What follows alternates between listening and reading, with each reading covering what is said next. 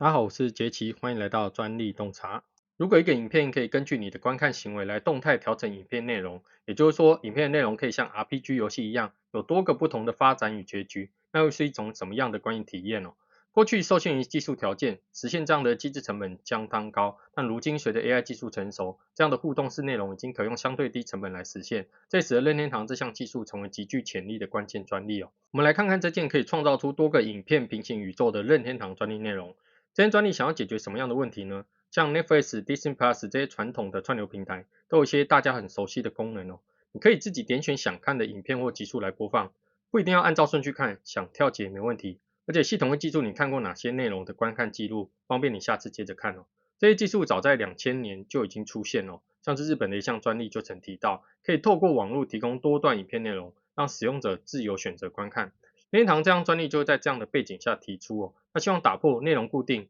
无个人化的限制，让影片能根据观看者的历史记录动态变化，实现真正的互动式故事体验哦。创新点一，根据观看历史动态改变内容细节哦。这个系统会记住你曾经看过哪些集数，用一个叫做观看标记的记号帮你做记录。之后，当你选择观看下一集时，系统就会根据你看过的内容，自动调整这一集的剧情细节。举个例子哦，你现在要看第9集影片，如果你有看过第7集，那么第9集里会出现角色 A，如果你没看过第7集，那么第9集里的角色 A 就不会出现，好像这个人根本不存在一样，是不是很像你看到的世界随着你自己的选择在变化？这项技术让每个人看到的内容都可能不一样，像是为你量身打造的故事，让你在追剧或看动画时有一种你的选择会影响世界的沉浸感，非常适合互动式故事或游戏型的这个内容来使用哦。创新点2，观看内容次数、顺序与时间影响剧情走向。这套系统会更深入的记录你的观看行为，例如你看过这一集几次，你是先看第几集，后看哪几集，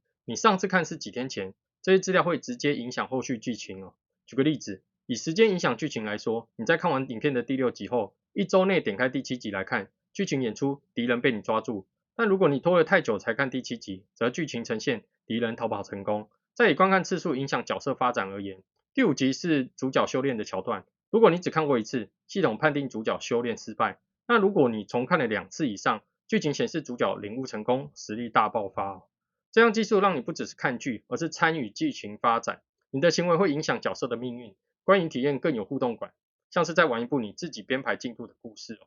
创新点3，观影行为可影响选择画面与解锁逻辑哦。这个系统的选择影片画面会根据你已经看过的内容动态变化。举个例子，第一次进来还没看过任何影片，画面只显示第1集。当你看完第1集之后，画面才开放第2到第9集可以选。若你完成了特定条件，例如看满5集或完成特定分支，画面才会显示第10集让你解锁观看。也就是说，你不是什么都能马上看到，而是一步一步解锁内容，像打游戏一样哦。你不是被动看内容，而是像在探索一个有剧情进度的冒险世界。看得越多，能选的也越多，这大大提升了观影的参与感和成就感哦。创新点4，播放内容由范本加可变素材动态合成哦。任天堂将播放内容分成固定部分以及可变素材。固定部分例如背景、地图、主线剧情等等。可变素材为可根据观看记录调整的部分，例如要出现哪些角色、哪些对话或旁白要说出来，音效或道具画面要不要出现。系统会根据你的观看标记，自动决定要加入哪些可变素材，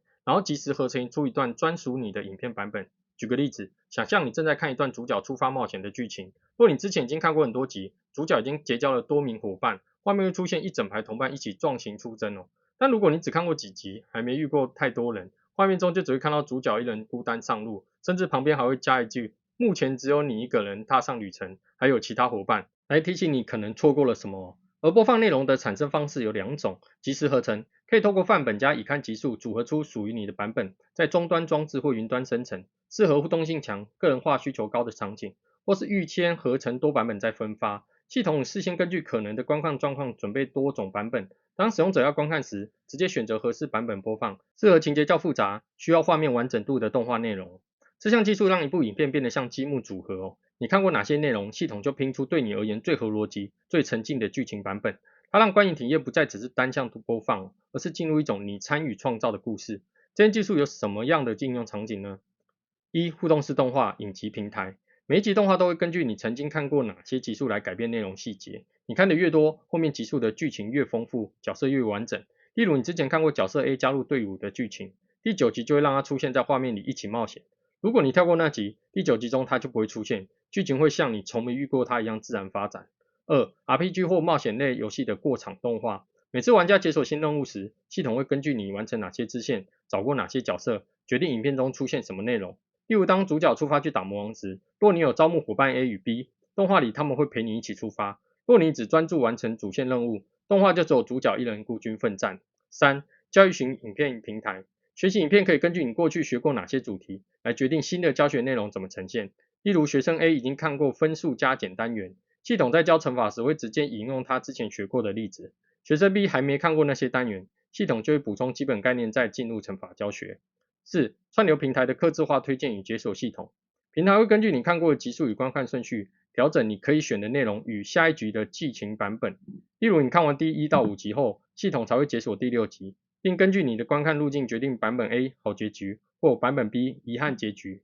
根据这项技术，我们也可以再做一些延伸哦。比如说，影片不仅根据以观看内容调整播放什么，还可以使用生成式 AI 动态编写动画或情节。而刚刚提到的这个教育影片平台啊，也或许不只改变教学内容的顺序，还能根据学生的这个学习历程来调整难度、案例或互动方式，甚至可以应用在直播串流或虚拟实境中，让不同观众同步观看影片时，体验到的情节走向各有不同。这样的缺点可能是大家没办法讨论相同的剧情哦，但分享彼此看到的不同内容，应该也会是很有趣的体验哦。再脑洞一点哦，如果不只利用观看记录，还能加入观看时的情绪反应来调整剧情强度或节奏，比如透过摄影机侦测表情、心跳感测器等方式，让影片随着你的情绪波动进行调整。例如，系统侦测到你对某种情节特别有反应，影片内容就依你的情绪做出不同变化。像是坏人被抓到时，如果你感到开心，剧情可能发展为坏人受到法律制裁。但如果你的情绪是有点难过，剧情则可能转为坏人悔改，最终成为主角的伙伴。